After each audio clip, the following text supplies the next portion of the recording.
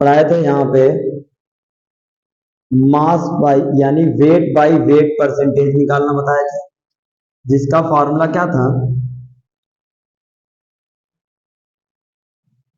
Mass percentage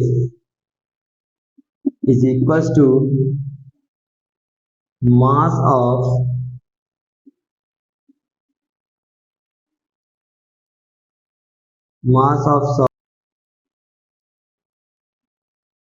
divided by mass of solution into 100। तो हमने कल आपको बताया था मास परसेंटेज निकालना। मास परसेंटेज किसका, सोल्यूट का। मास परसेंटेज ऑफ सोल्यूट का निकालना बताए थे, तो उसके लिए ये फॉर्मूला। अब दूसरा हमने आप लोगों को बताया था कि मोल फ्रैक्शन निकालना। अगर मान लीजिए मोल फ्रैक्शन ऑफ ए निकालना है, मोल फ्रैक्शन को डिनोट करने के लिए बताए थे एक्स से डिनोट करेंगे। तो मोल फ्रैक्शन ऑफ अगर हमको ए में निकालना है तो mole of A divided by total total moles. Total moles का मतलब क्या था, अगर इस टोटल मोल्स का मतलब ये है कि जो सॉल्यूशन बनाया गया है उस सॉल्यूशन के अंदर कितने मोल्स हैं, मतलब उस सॉल्यूशन के अंदर कितने कंपाउंड या केमिकल्स मिले हुए हैं, वो कितने मोल में मिले हुए हैं, उसी को ही हम निकाल के यहाँ पे ऐड करके रख देंगे। जैसे मान लीजिए हमने सॉल्यूशन बनाया है, उस सॉल्यूशन के अंदर क्या हो गया है कि दो सब्सटेंस है, यानी ए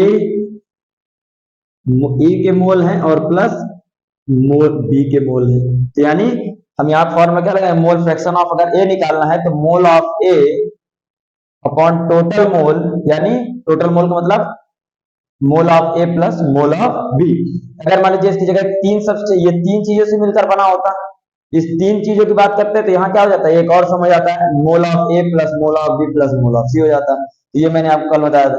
अब आज हम बताने जा रहे हैं आप लोगों को मोलैलिटी। मोलैलिटी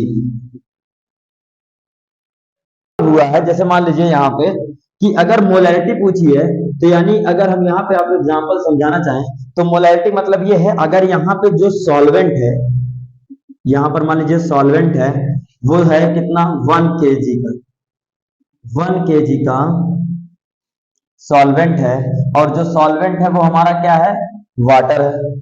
तो मोलैलिटी निकालनी है किसी चीज की, तो मोल्स, तो यहाँ पे क्या निकालना है, 1 kg सॉल्वेंट में कितने मोल्स, यानी यानी कितने number of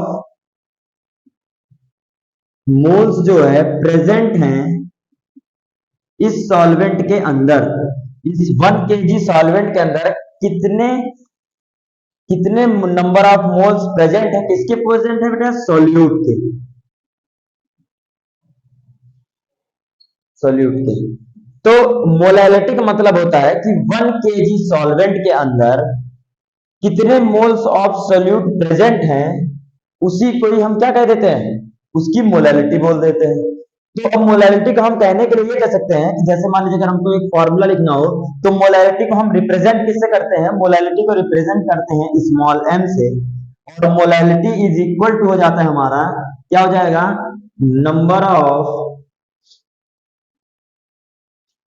moles of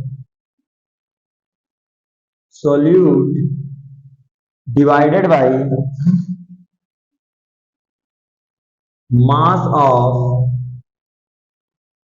solvent in KG, mass of solvent in KG. तो यहाँ पे जो हमको ये फॉर्मूला मिलेगा, ये फॉर्मूला जो मिला है यहाँ पे, ये हमको फॉर्मूला मिला है मोलैलिटी का, ठीक है।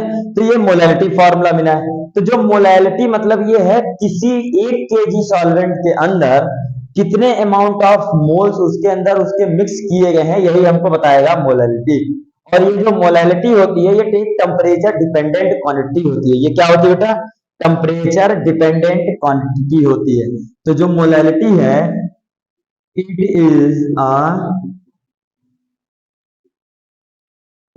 टेम्परेचर डिपेंडेंट,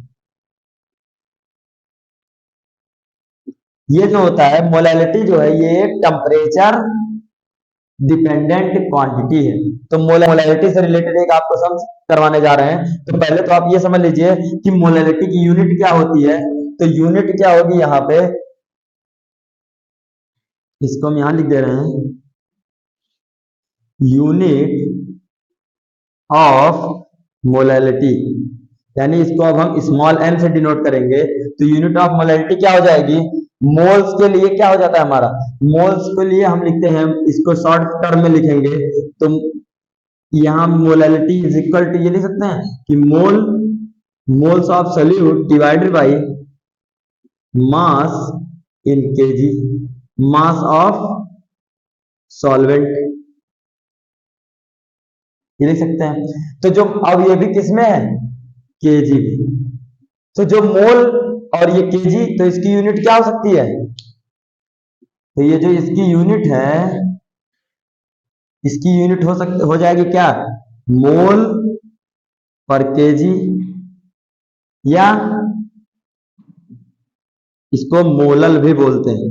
इसकी यूनिट क्या हो जाएगी, मोलल। तो इसकी एक यूनिट हो गई मोल पर केजी और दूसरी यूनिट क्या हो गई, मोलल हो गई। अब